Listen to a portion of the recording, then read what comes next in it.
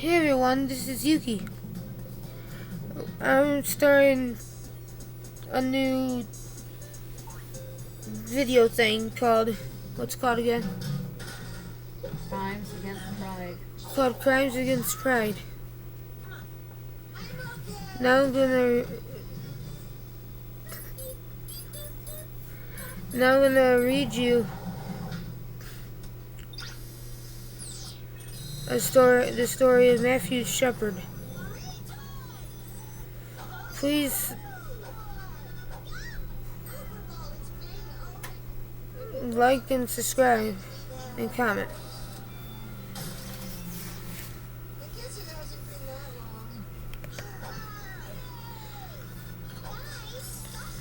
Matthew Wayne Shepard, who lived from December 1st, 1976 to October 12th, 1998, was a gay American student at the University of Wyoming who was beaten, tortured, and left to die near Laramie on the night of October 6, 1998. He was taken by rescuers to Padre Valley Hospital in Fort Collins, Colorado, where he died 6 days later from severe head injuries received during his beating. Suspects Aaron McKinney and Russell Henderson were arrested shortly after the attack and charged with first-degree murder following Shepard's death. Significant media coverage was given to the murder and what role Shepard's sexual orientation played as a motive for the commission of the crime. The prosecutor ordered that McKinney's murder of Shepard was premeditated and driven by greed. McKinney's defense counsel countered by arguing that he had intended only to rob Shepard but killed him in a rage when Shepard made a sexual advance towards him. McKinney's girlfriend told police that he had been motivated by anti-gay sentiment, but later recanted her statement, saying that she had lied because she thought it would help him. Both McKinney and Henderson were convicted of the murder, and each of them received 2 consecutive life sentences. Shepard's murder brought national and international attention to hate crime legislation at both the state and federal level. In October 2009, the United States Congress passed the Matthew Shepard or James Byard Jr. Hate Crimes Prevention Act, commonly the Matthew Shepard Act or Shepard/Byard Act for short. And on October 28, 2009, President Barack Obama signed the legislation into law. Following her son's murder, Judy Shepard became a prominent LGBT rights activist and established the Matthew Shepard Foundation. Shepard's death inspired films, novels, plays, songs, and other works.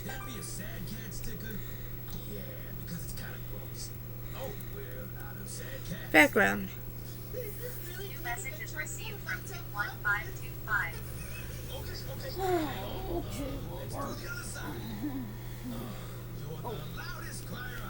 Matthew Shepard was born in 1976 in Casper, Wyoming. He was the first of 2 sons born to Judy Nepick and Dennis Shepard. His younger brother, Logan, was born in 1981. The 2 brothers had a close relationship. Shepard attended Crest Hill Elementary School, Dean Morgan Junior High School, and Natrona County High School for his freshman through junior years. As a child, he was friendly with all his classmates, but was targeted and teased due to his small stature and lack of athleticism. He developed an interest in politics at an early age. Saudi Aramco hired his father in the summer of 1994, and Shepard's parents subsequently resided at the Saudi Aramco residential camp in Dhahran. During that time, Shepard attended an American school in Switzerland, from which he graduated in May 1995. There, he participated in theater and took German and Italian courses. He then attended Catawba College in North Carolina and Casper College in Wyoming. before settling in Denver, Colorado. Shepard became a first-year political science major at the University of Wyoming in Laramie with a minor in languages, and was chosen as the student representation for the Wyoming Environmental Council.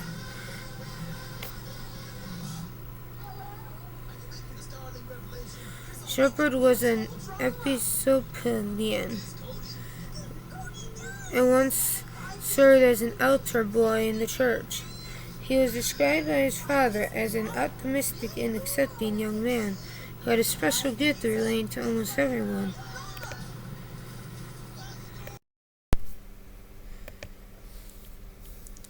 He was the type of person who was very approachable and always looked to new challenges. Shepard had a great passion for equality and always stood up for the acceptance of people's differences. Michael Hozu, who had been Shepard's friend and later created a documentary about him, met Shepard as a friend of mine, described him as a tender-hearted and kind person. In 1995, Shepard was beaten and raped during a high school trip to Morocco. This caused him to experience depression and panic attacks.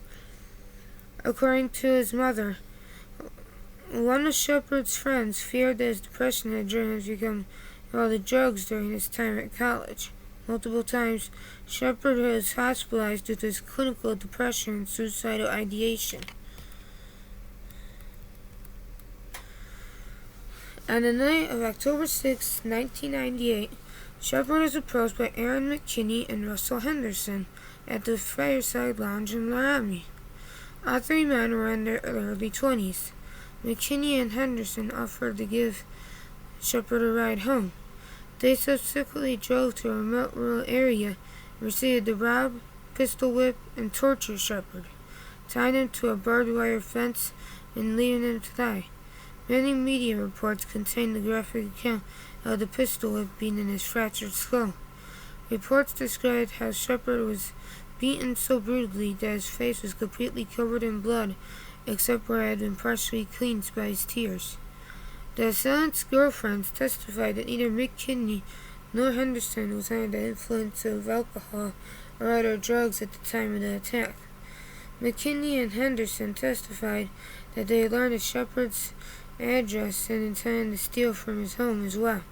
After attacking Shepard and leaving him tied to the fence in near-freezing temperatures, McKinney and Henderson returned to town.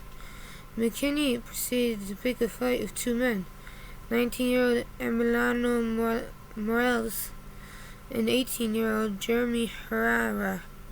The fight resulted in head wounds for both Morales and McKinney.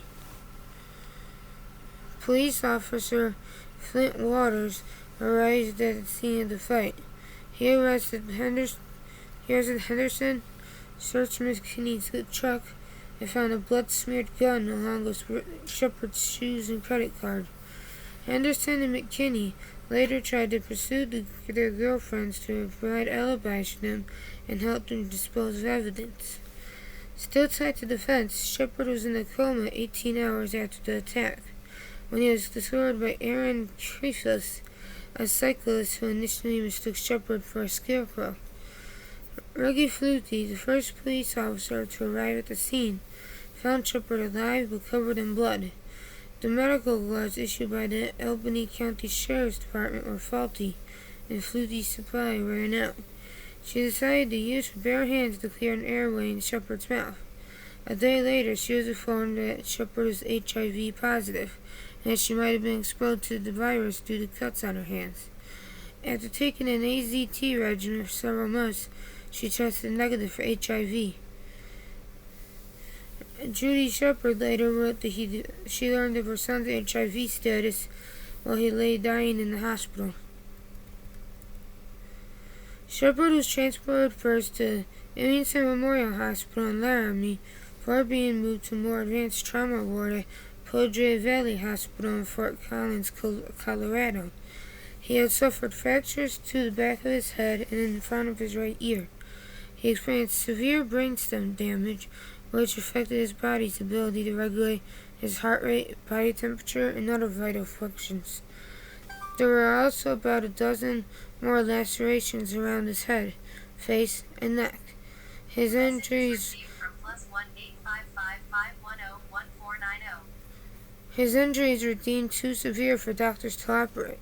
Shepard never regained consciousness and remained on full life support, while he lay in intensive care, and in the days following the attack, candlelight vigils were held around the world.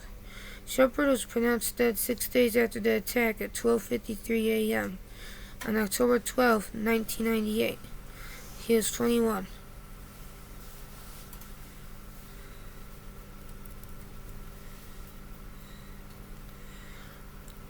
McKinney and Henderson were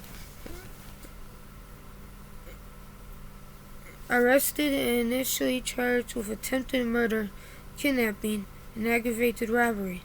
After Shepard's death, the charges were upgraded from attempted murder to first-degree murder, which meant that the two defendants were eligible for the death penalty. The girlfriends, Preston Price and Chastity Pasley, were charged with being accessories after the fact. In McKinney's November 1998 pre-trial hearing, Sergeant Rob Debris testified that McKinney had stated in an interview on October 9th that he and Henderson had identified Shepard as a robbery target and pretended to be gay to lure him out to their truck, and that McKinney had attacked Shepard after Shepard put his hand on McKinney's knee. Detective Ben Fritzen testified that Price stated McKinney told her defiance that Shepard was triggered by how McKinney felt about gays. In December 1998, Pasley pleaded guilty to being an accessory after the fact of first-degree murder. On April 5, 1999, Henderson avoided going to trial when he pleaded guilty to murder and kidnapping charges. In order to avoid a death penalty, he agreed to testify against McKinney and was sentenced by the District Judge Jeffrey A. Donnell to two consecutive life terms. At Henderson's sentencing, his lawyer argued that Shepard had not been targeted because he was gay.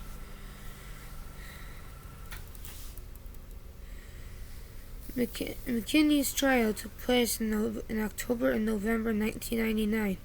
Prosecutor Cal Rirucha alleged that McKinney and Henderson pretended to be gay to gain Shepard's trust. Price, McKinney's girlfriend, testified that Henderson and McKinney had pretended they were gay to get Shepard in a truck and rob him. McKinney's lawyer attempted to put forward a gay panic defense, arguing that McKinney was driven to temporary insanity by alleged sexual advances by Shepard. This defense was rejected by the judge. McKinney's lawyer stated the two men wanted to rob Shepard but never intended to kill him.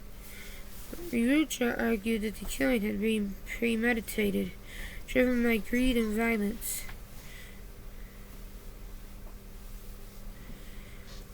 Rather than by Shepard's sexual orientation. The jury found McKinney not guilty of premeditated murder, but guilty of felony murder, and began to deliberate on the death penalty. Shepard's parents brokered a deal that resulted in McKinney receiving 2 consecutive life terms without the possibility of parole. Henderson and McKinney were incarcerated in the Wyoming State Penitentiary in Rawlins and were later transferred to other prisons because of overcrowding. Following her testimony in McKinney's trial, Price pleaded guilty to a reduced charge of misdemeanor interference with a police officer.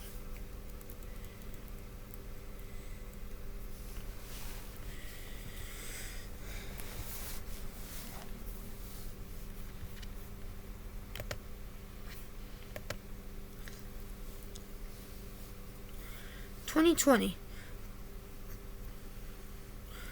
Shepard's murder continued to attract public attention and media coverage long after the trial was over. In 2004, the ABC News program 2020 aired a report that quoted statements by McKinney, Henderson, Price, Rirucha, and a lead investigator.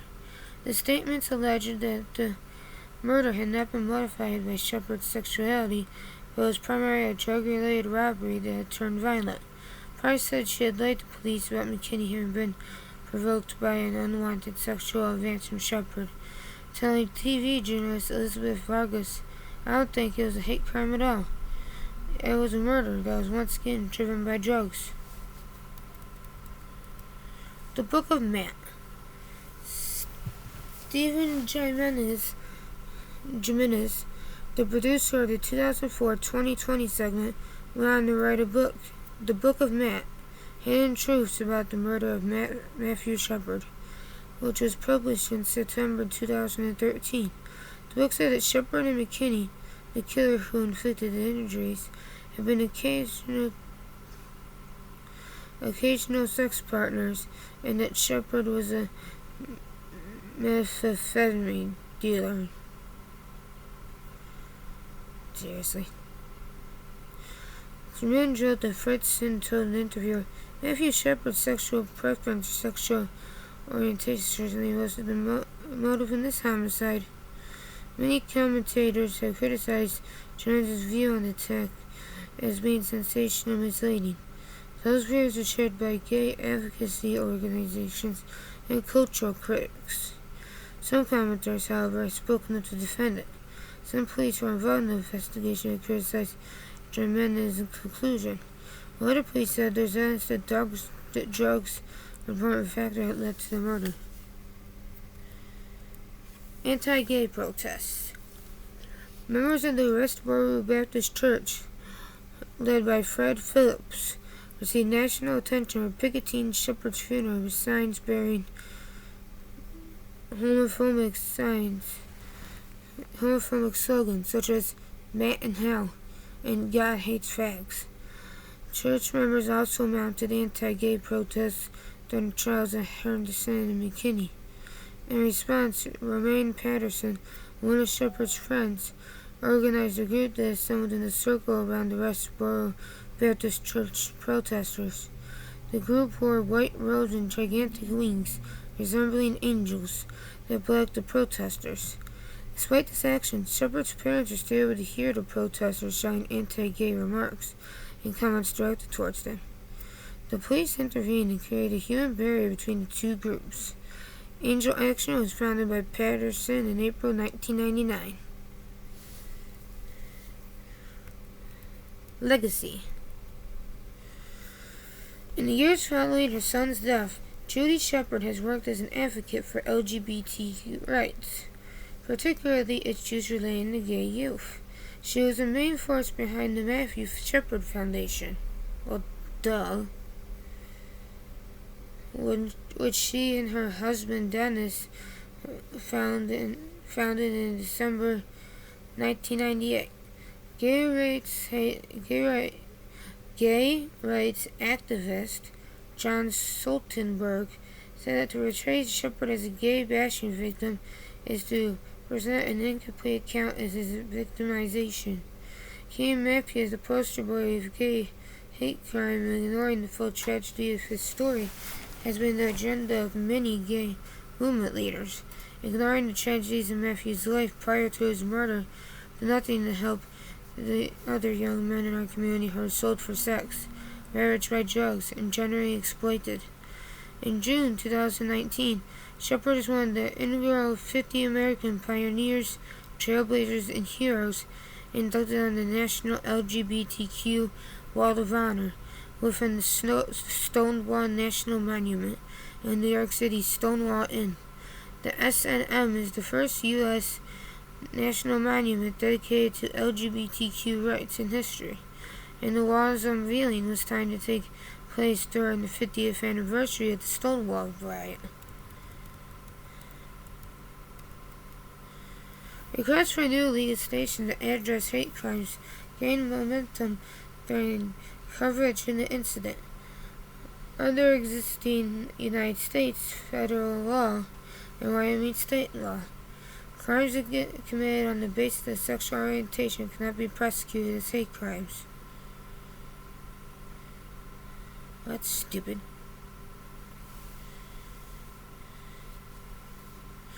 A few hours later, Shepard was discovered. His friends Walt Bolden and Alex Trout began to contact media organizations claiming that Shepard had been assaulted because he was gay. According to the prosecutor, Cal Rirucha, they were calling the county attorney's office. They were calling the media and indicating Matthew Shepard is gay. We don't want the fact that he is gay to go unnoticed. Tina Labrie, a close friend of Shepard, said, Bolden and Trout wanted to make Matt a poster child or something for their cause. Bolden linked the attack to the absence of Wyoming criminal statute providing for a hate crimes charge. In the following session of the Wyoming legislature, a bill was introduced that defines certain attacks motivated by victims' sexual orientation as hate crimes. Uffenbar. The measure failed on a 30-30 tie in the Wyoming House of Representatives. President Bill Clinton renewed attempts to extend federal hate crime legislation to include gay people, women, and people with disabilities. A Hate Crime Prevention Act was introduced in both the United States Senate and House of Representatives in November 1997, and then introduced in March 1999. But was passed by only the Senate in July 1999. In September 2000, both houses of Congress passed such legislation. However, it was stripped out in conference committee. On March 20, 2007, the Matthew Shepard and James Byer Jr. Hate Crime Prevention Act was introduced as a federal bipartisan legislation in the U.S. Congress, sponsored by Democrat John Coyers, with 171 co-sponsors. Shepard's parents attended the introduction ceremony. The bill passed the House of Representatives on May 3, 2007. Similar legislation passed on the Senate on December 27, 2007. However, then President George W. Bush indicated he would veto the legislation if it reached his desk. The Democratic leadership dropped the amendment in response to opposition from conservative groups in Bush, and because the measure was attached to a defense bill, there was a lack of support from anti-war Democrats. On December 10, 2007, congressional powers attached bipartisan hate crime legislation to a Department of Defense authorization bill. Although it failed to pass, Nancy Pelosi, Speaker of the House, said she was still committed to getting the Matthew Shepard Act passed. Pelosi planned to get the bill passed in early 2008, although she did not succeed. Following his election as president, Barack Obama stated he was committed to passing the act. The U.S. House of Representatives debated the expansion of hate crimes legislation on April 29, 2009. During the debate, Representative Virginia Foxx of North Carolina called the hate crime labeling the Shepard's murder a hoax. Foxx later called the comments a poor choice of words. The House passed the act, designated H.R. 1913, by a vote of 249 to 175. Ted Kennedy, Patrick Leahy, and the bipartisan coalition introduced the bill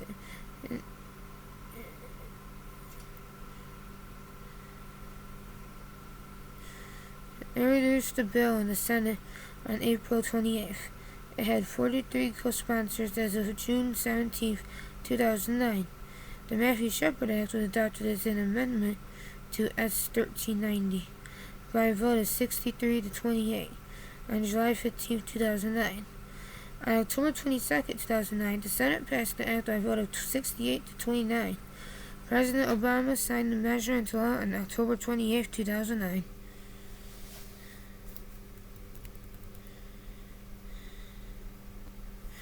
On October 26, 2018, just over 20 years after his death, Shepard's ashes were interred at the crypt of Washington National Cathedral. The ceremony was presided over by the first openly gay Episcopal Bishop Gene Robinson, and the Bishop of Washington, Reverend Moran Edgar Wood. Music was performed by the Gay Men's Chorus of Washington, D.C., Gen Out, and Conspire, which performed Craig Hella Johnson's Considering Matthew Shepard. His was the first instrument of the ashes of a national figure at the Castros and Helen Keller's 50 years earlier.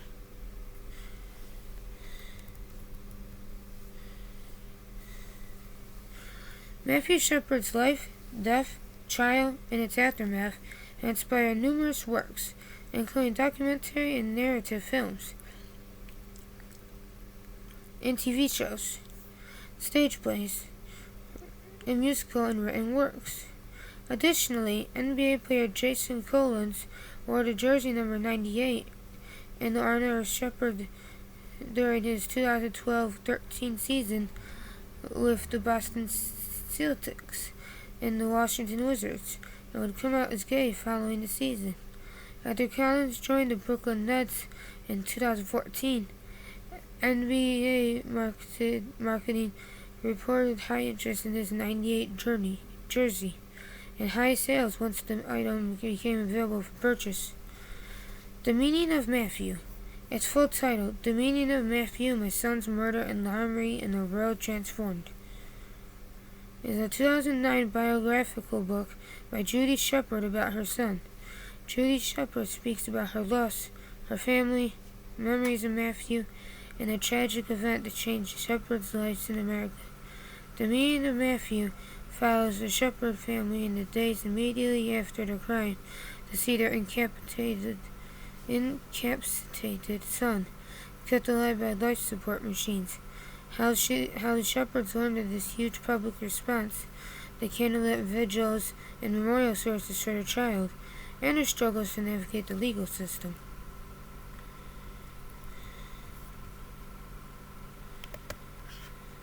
That's all, y'all. See ya.